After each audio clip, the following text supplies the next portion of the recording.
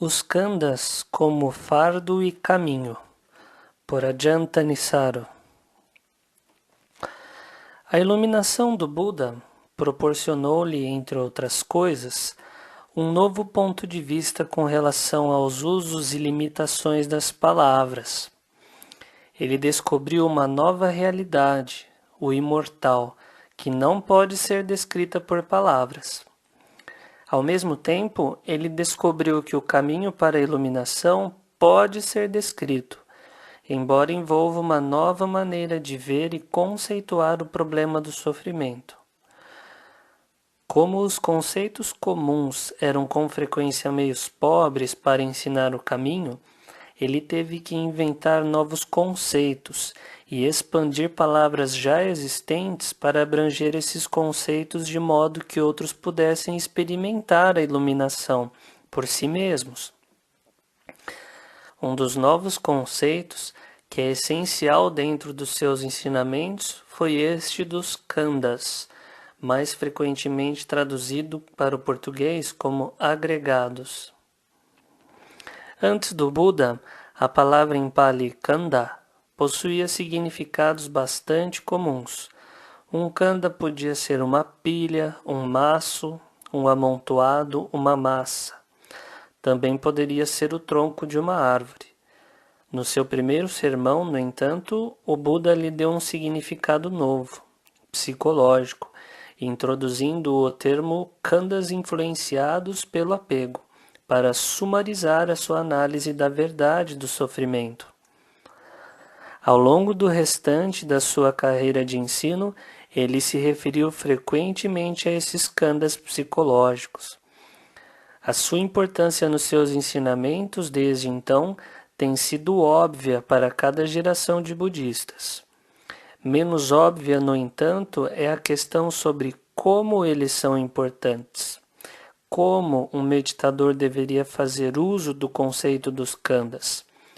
Quais questões deveriam ser respondidas? A resposta mais comum a essas questões é melhor exemplificada através de 2 livros acadêmicos recentes dedicados ao tema. Ambos tratam os Kandas como a resposta do Buda à questão: o que é uma pessoa? Esta é a citação da sobrecapa do primeiro. Se o budismo nega um eu permanente, como é entendida a individualidade? Aquilo que por convenção chamamos de uma pessoa pode ser compreendido como os 5 agregados, cuja soma não deve ser tomada como uma entidade permanente, visto que os seres não são nada mais que uma amálgama de fenômenos em constante mutação. Sem o cabal entendimento dos 5 agregados, não podemos compreender o processo de libertação em operação dentro do indivíduo, que é, no final das contas, simplesmente uma amálgama dos 5 agregados. E esta é a citação da introdução do segundo livro. O terceiro ensinamento-chave é dado pelo Buda num contexto onde ele é perguntado acerca da identidade individual. Quando as pessoas querem saber o que sou, qual é o meu eu real, o Buda diz que a individualidade deve ser compreendida como uma combinação de fenômenos que formam o contínuo físico e mental de uma vida individual. Nesse contexto, o ser humano é analisado em 5 componentes, os Panchakanda, 5 agregados. Esse entendimento dos Kandas não está confinado aos acadêmicos. Quase todos os professores de meditação budista modernos explicariam os Kandas de forma semelhante. E essa não é uma inovação moderna. Foi primeiro proposto no início da era cristã nos comentários dos antigos cânones budistas, ambos do Theravada e do Sarvastivada, que formam a base para o Mahayana.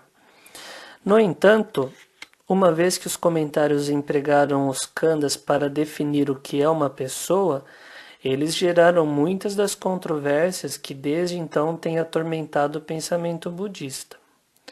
Se uma pessoa é apenas Kandas, então o que renasce? Se uma pessoa é apenas Kandas, e os khandas são aniquilados ao alcançar Nibbana, então Nibbana não seria a aniquilação da pessoa?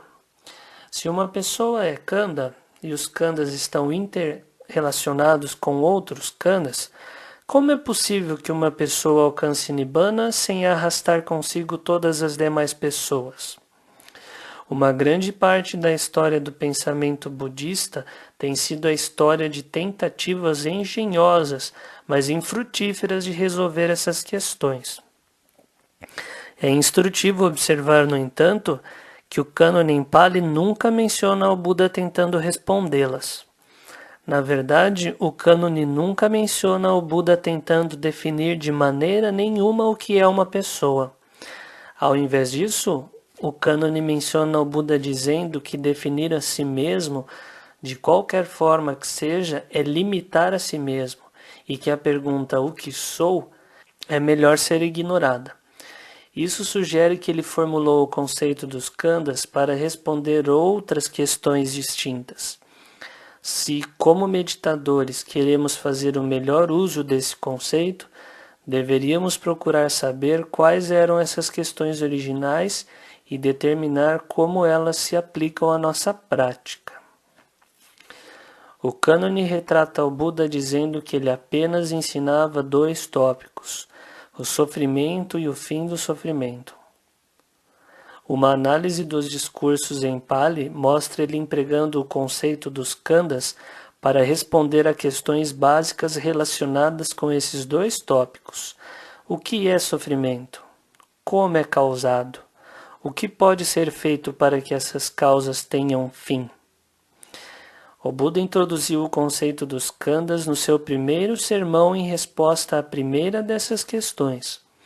A sua definição resumida no sofrimento era os 5 khandas influenciados pelo apego. Essa frase críptica pode ser explicada recorrendo a outros trechos do cânone. Os 5 khandas são maços ou amontoados de formas, sensações, percepções, formações e consciência.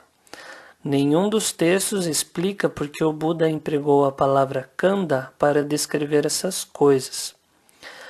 O significado de tronco de árvore pode ser relevante para o simbolismo do fogo, tão abundante no cânone. Nibbana como a extinção dos fogos da cobiça, raiva e delusão, mas nenhum dos textos faz essa conexão de modo explícito.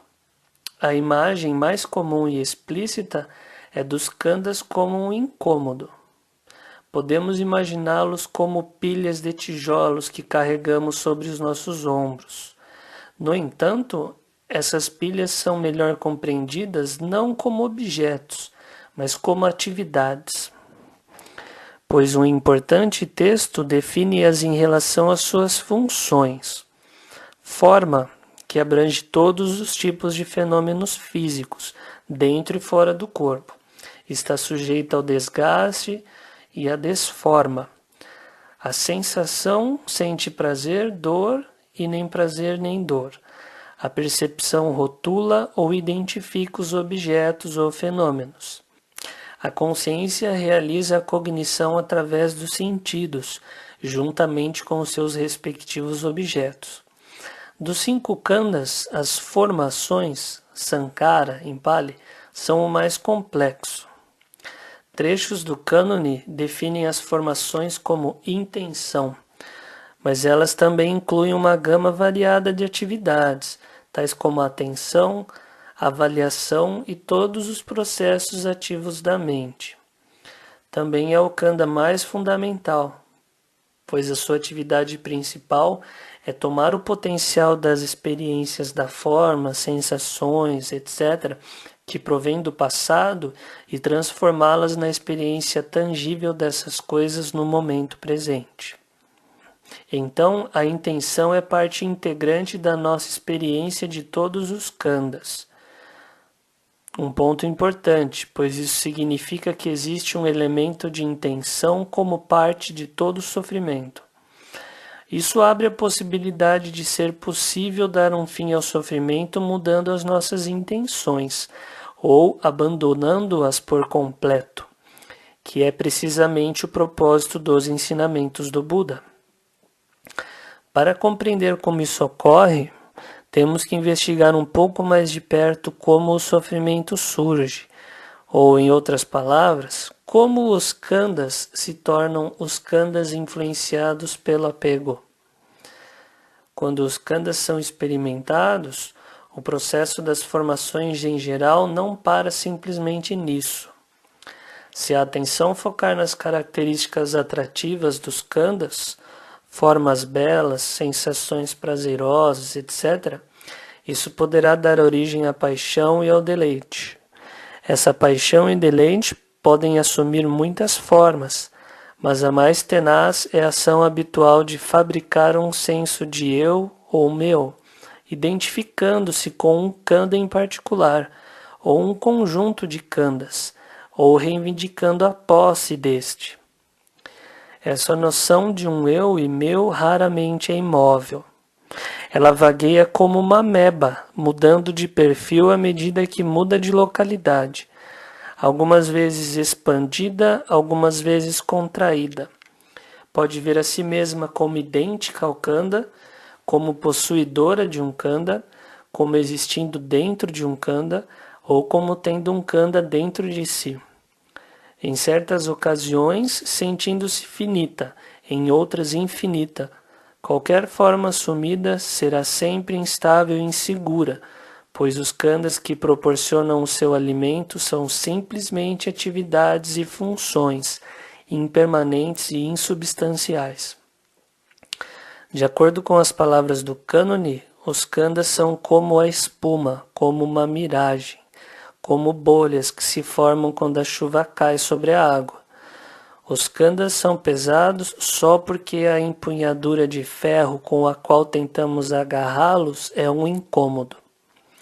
Enquanto estivermos viciados na paixão e no deleite por essas atividades, enquanto nos apegarmos a elas, estaremos destinados ao sofrimento. A abordagem budista para dar fim a esse apego, no entanto, não é a de simplesmente abandoná-lo. Como ocorre com qualquer vício, a mente tem que ser desmamada gradualmente. Antes que possamos alcançar o ponto em que não há intenção, no qual estamos totalmente libertos das fabricações dos khandhas, temos que mudar as nossas intenções em relação aos khandhas para mudar as suas funções. Ao invés de usá-los com o propósito de construir um eu, usamos-los com o propósito de criar um caminho para o fim do sofrimento. Ao invés de carregarmos pilhas de tijolos sobre os nossos ombros, nós retiramos essas pilhas dos nossos ombros e colocamos tudo no chão como calçamento. O primeiro passo nesse processo é usar os khandhas para construir os fatores do nobre caminho óctuplo. Por exemplo, a concentração correta. Nós mantemos a percepção estável focada num aspecto da forma, como a respiração, e empregamos o pensamento aplicado e sustentado, que são parte das formações, para criar sensações prazerosas e agradáveis que se propagam pelo corpo. No início, é normal que experimentemos paixão e deleite por essas sensações e que a consciência as acompanhe. Isso nos ajudará a ficar totalmente ocupados em obter a maestria nas habilidades da concentração, os dhyanas. Uma vez que tenhamos obtido a noção de força e bem-estar que provém da maestria dessas habilidades, podemos prosseguir para o segundo passo, dar atenção às desvantagens, até mesmo dos khandhas refinados que experimentamos durante a concentração, para enfraquecer a paixão e deleite que possamos sentir por eles. Há um trechinho do Anguttara Nikaya 36, da coleção dos 9. Suponha que um arqueiro ou aprendiz de um arqueiro fosse praticar em um boneco de palha ou no monte de barro, de forma que após algum tempo ele fosse capaz de atirar a longas distâncias, atirar com precisão uma série rápida e de penetrar uma grande massa. Da mesma forma, É o caso em que um bhikkhu entra e permanece no primeiro jhana, que é caracterizado pelo êxtase e felicidade nascidos do afastamento. Ele observa qualquer fenômeno que ocorra conectado com o corpo, sensações, percepções, formações e consciência como impermanente, sofrimento, uma enfermidade, um câncer, uma flecha, dolorosos, uma aflição, estranhos, uma dissolução, um vazio. De forma semelhante com os outros níveis de dhyana. Esse trecho também aparece no Madhyama Nikaya 64. As várias maneiras de estimular o desapego também são khandhas, khandhas de percepção.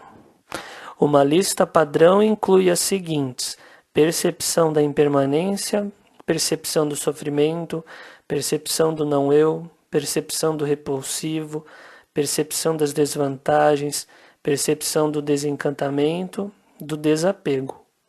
Uma das percepções mais importantes é aquela do não-eu.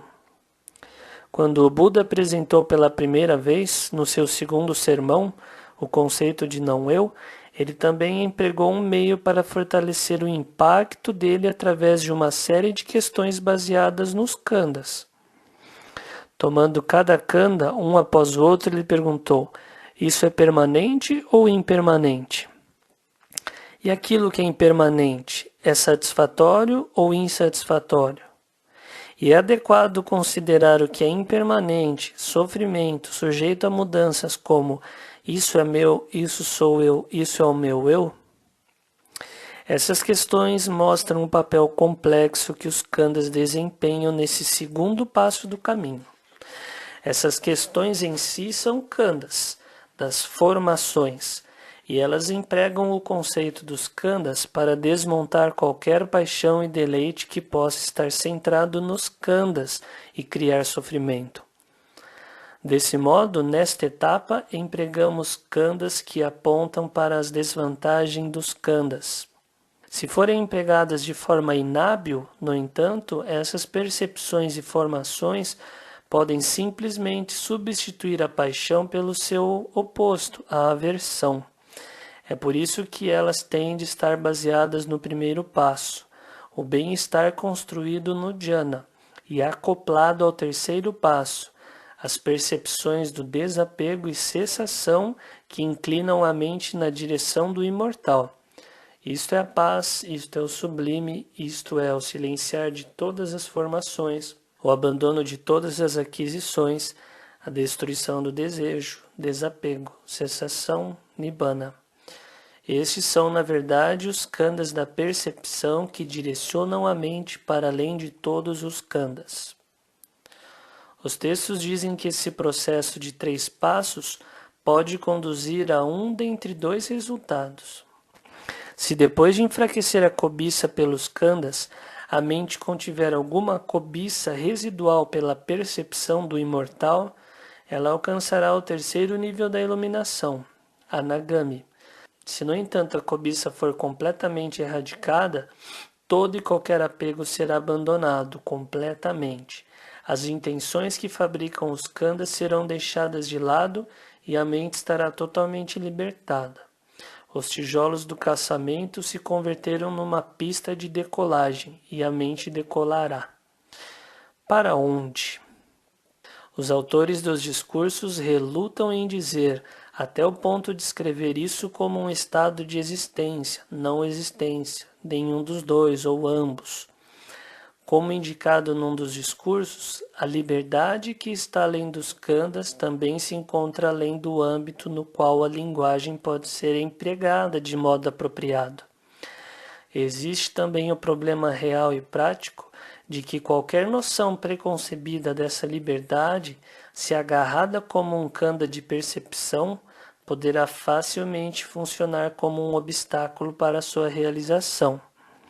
Por outro lado, existe também a possibilidade de que, se empregado de forma adequada, esse tipo de khandha da percepção possa funcionar como uma ajuda no caminho.